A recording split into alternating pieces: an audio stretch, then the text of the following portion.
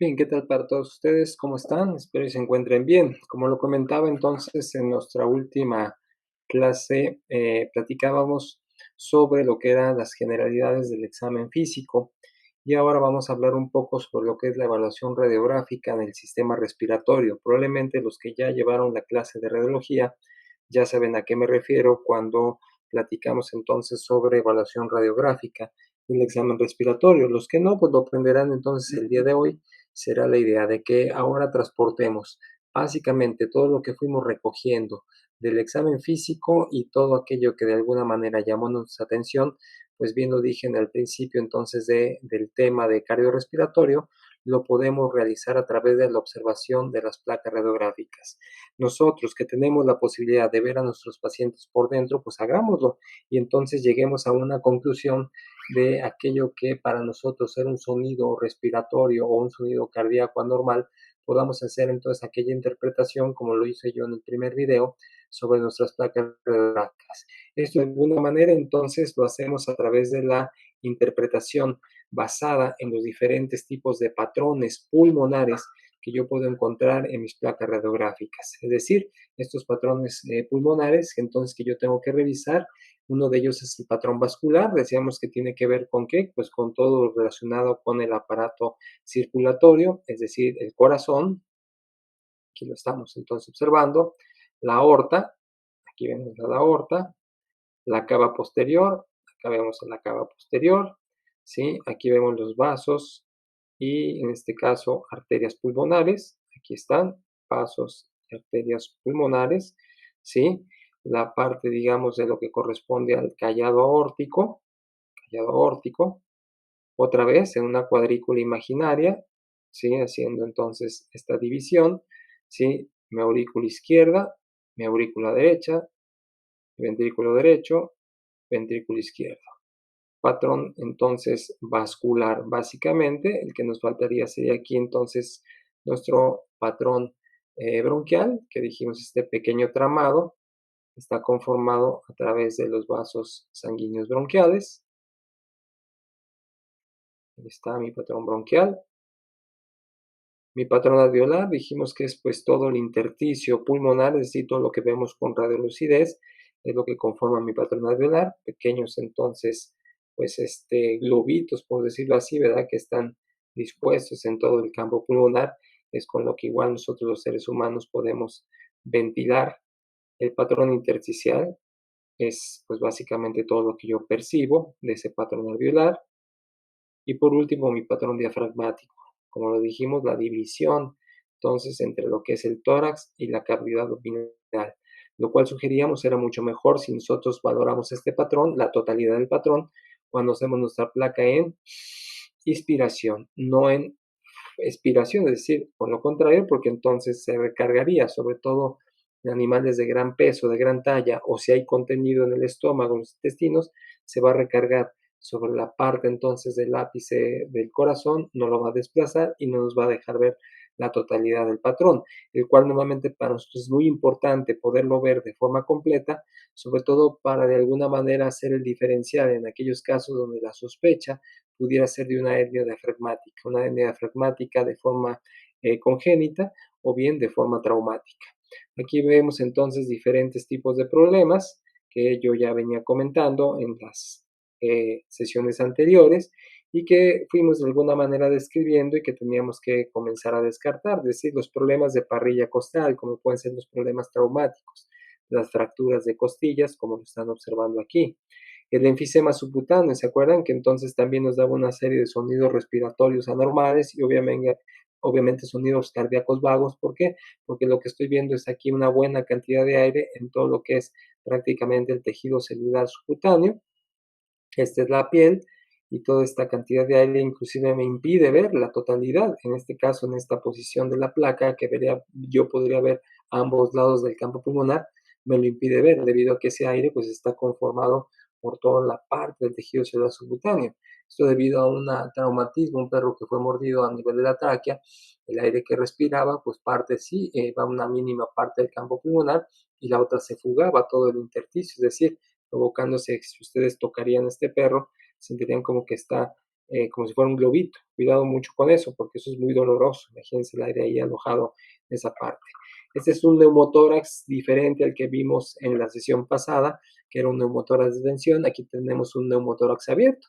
Aquí ni siquiera puedo ver el resto de los patrones, ni siquiera puedo ver el patrón vascular, debido a que lo que hay aquí es una gran cantidad de aire, ahora sí, entre lo que es el campo pulmonar, es decir, el intersticio de las pleuras, debido a la ruptura, en este caso, pues de lo que es la parte en aumento de la pleura y penetra el aire atmosférico y eso provoca también un colapso pulmonar. Por lo tanto, pues difícilmente aquí puedo yo hacer una valoración de los patrones que acabo yo de comentar, ¿sí? Como lo fuimos haciendo quizás en las placas de las primeras sesiones que yo fui haciendo esta revisión. Aquí lo que están ustedes viendo es ahora un hemotórax. Este hemotórax está provocado ¿por qué? Por una gran cantidad de sangre. Ahora lo que vemos es una especie como de manchas en color radio opaco, ¿sí? Donde debería yo ver mi patrón básicamente intersticial o mi patrón alveolar, pues lo que estoy viendo entonces no es otra cosa más que sangrado de los lóbulos pulmonares, casi siempre debido a traumatismos o bien aumentos en cuanto a la tensión por alguna causa, ¿sí? Del campo pulmonar y entonces esos vasos suelen sangrar, ¿sí? Entonces vamos a ver este tipo de características, ¿sí? Aquí vamos a ver una placa a continuación, ahora de un problema de metástasis pulmonar en un perro que tenía un hemangiosarcoma en vaso, los cuales son bastante severos también en cuanto a la metástasis. Vamos a ver entonces la gran cantidad de nódulos muy homogéneos, un patrón nodular, llamamos muy homogéneo, a nivel de lo que es mi campo o mi patrón intersticial, mi patrón alveolar, todo esto que estamos viendo, pues no es otra cosa más que el crecimiento, obviamente, de los nódulos linfáticos torácicos, más el crecimiento también de algunas masas a nivel de lo que es el parénquima, por decirlo así, todo lo que es la parte del parénquima pulmonar. De tal manera que estas interpretaciones, bueno, ustedes las pueden hacer específicamente conforme van encontrando las condiciones que ya fuimos describiendo, tanto en las generalidades como en el seguimiento ahora del examen físico y lo que veremos posteriormente en la patología. Lo que estamos viendo entonces aquí arriba es ahora un edema pulmonar provocado por qué, pues ya lo decíamos en las clases pasadas, una congestión, en este caso de tipo cardíaca, vean un corazón cardiomegálico, ¿sí? Con un desplazamiento pues, evidentemente de la tráquea, ¿sí? A la condición que vemos aquí abajo. Esto se debe a una coccidiomicosis, es decir, es una neumonía micótica que se ve totalmente diferente a lo que es en nuevo momento una metástasis. Aquí hablamos de pues una forma como de racimos de uvas, ¿se acuerdan cómo están las uvas en racimos? Se forman entonces pequeños nodulitos, pequeñas calcificaciones también, ¿sí? A lo largo de todo lo que es el patrón intersticial, pero esto es debido en este caso pues, a esporas que ha inhalado el paciente en los problemas de tipo, en este caso, micótico, como pueden ser la blastomicosis y coccidiomicosis normalmente en nuestro medio en los perros. Sí existe otro problema que es el de la histoplasmosis, pero que no es muy común, digamos, para nuestra zona. Aquí lo que vemos es algo diferente. Ahora lo que estoy viendo es un crecimiento tumoral en tórax, ¿sí? El cual me permite entonces ver por debajo de la tráquea, se fijan, ¿sí? Este crecimiento de forma primaria, no de una metástasis, de un tumor que se desarrolló o se ha desarrollado en este paciente de forma primaria. Lo que nos corresponde investigar a nosotros es si es pues un tumor benigno o maligno, ¿sí? Y diferenciarlo mucho de lo que podría ser en dado momento un megasófago provocado ya sea por no persistencia del conducto arteriovenoso, porque este no tiene esas características, pero sí por un problema que se conoce como acalasia cricofaringea, lo cual veremos en su momento cuando hablemos de tubo digestivo, o más bien de gastroenterología, ¿sí? Bien, ahí estamos entonces colocando la flechita donde se encuentra este tumor a nivel de lo que es el lóbulo caudocraneal, si así lo tuviéramos en dado momento que describir. Sí, este que van a ver aquí, pues son las cosas que normalmente siempre nos encontramos de forma, pues digámoslo, muy común, como son los cuerpos extraños. Aquí vemos un cuerpo extraño alojado en lo que es la parte ya del esófago diafragmático. Para la mala fortuna de este paciente, pues se vino a atorar en esta última parte, pasó, obviamente creando sí una serie de problemas a nivel de toda la trayectoria del esófago y se vino a detener aquí ya con la inserción del cárdex. Hasta cierto punto para nosotros es todavía mucho más fácil, porque en vez de hacer una cirugía a tórax abierto, pues lo que hacemos es prácticamente una gastrotomía, y entonces por la parte de lo que es el esfínter del cárdex, pues por ahí jalamos el cuerpo extraño hacia el estómago y lo extraemos mejor por estómago que tenerlo que extraer en dado momento por cavidad torácica. Acá lo que vamos a ver es una ahora hernia diafragmática de tipo traumática, donde entonces lo notorio es primero la posición del perro. Estos perros casi siempre pretenden estar la mayor parte del tiempo sentados, no soportan estar acostados en decúbito lateral ni en decúbito en aumento ventral. ¿Por qué? Porque pues, entonces los órganos tienden a meterse en la cavidad torácica por la gravedad, si me refiero a la gravedad de la tierra, y entonces pues esto impide que el animal pueda respirar libremente.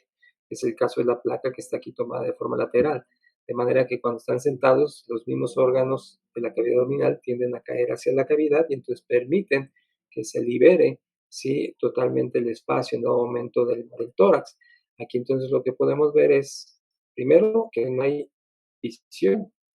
Aunque fue tomada la placa en inspiración, no se ve el patrón diafragmático, ni siquiera se alcanza a percibir. Y lo que veo es el estómago y buena parte del intestino metida, en este caso, en el tórax. Básicamente, con lo que está respirando el paciente es con nuestra parte de mi patrón alveolar. Aquí está otra, quizás un poco menos severa, pero con una pequeña área de hernia. En este caso es una hernia diafragmática de tipo congénita, no traumática. Aquí se alcanza a percibir parte de mi patrón diafragmático, no total. ¿Por qué? Porque esta parte del intestino, que inclusive este perro comió una buena cantidad de huesos, ustedes los ven como están metidos dentro de esta parte del tórax. Y se alcanza a percibir cuando esto debe estar acá atrás. Y aquí debería haber entonces básicamente el acomodo, mi patrón diafragmático y la posición obviamente del corazón hacia acá, hacia atrás y no hacia adelante, lo cual está haciendo también que el corazón se desplace y pierda su posición debido a que los mismos órganos lo van empujando. Esta es una efusión pleural, es un trasudado, lo que vemos normalmente en los problemas congestivos. También puede ser de forma infecciosa, como ocurre en el caso de los gatos que tienen PIF. Y bueno, esto es una cuestión pues de irlo identificando, ya sea a través también de la toracocentesis, hacer pues diagnóstico ahora sí del líquido extraído por parte del laboratorio.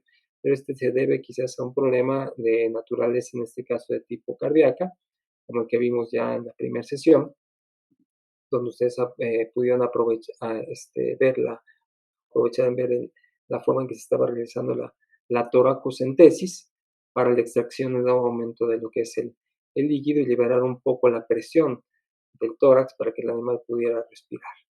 Bien, termino entonces esta parte que corresponde a la evaluación de lo que son los patrones eh, pulmonares, los cuales entonces vimos ya de alguna manera caracterizados no solamente de forma normal, sino con algunas anormalidades que podemos entonces hacer perceptibles y que nos va a ser muy importante entonces para entender la patología.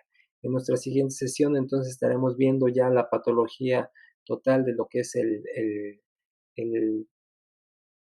el tórax, tanto para la parte en dado momento respiratoria, ¿sí?, que es quizás una de las situaciones que vamos a ver involucradas en muchos de los problemas que vamos a identificar, como decíamos, sobre todo en el examen físico y en la parte de los exámenes paraclínicos.